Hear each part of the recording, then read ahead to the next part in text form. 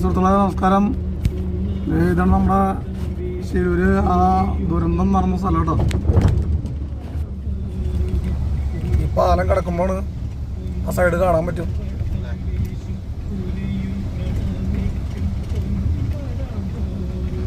അതാണ് സ്ഥലം കേട്ടോ. നമ്മൾ അങ്ങോട്ട് പോകുമ്പോൾ പേടിയെടുക്കാം.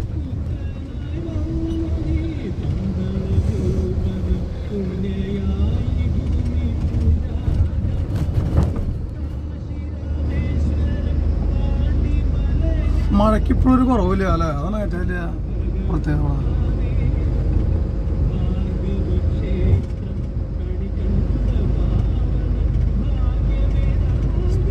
മൊബൈൽ സ്റ്റാൻഡാണെങ്കിൽ നല്ല ഇതായിരുന്നു അല്ലേ?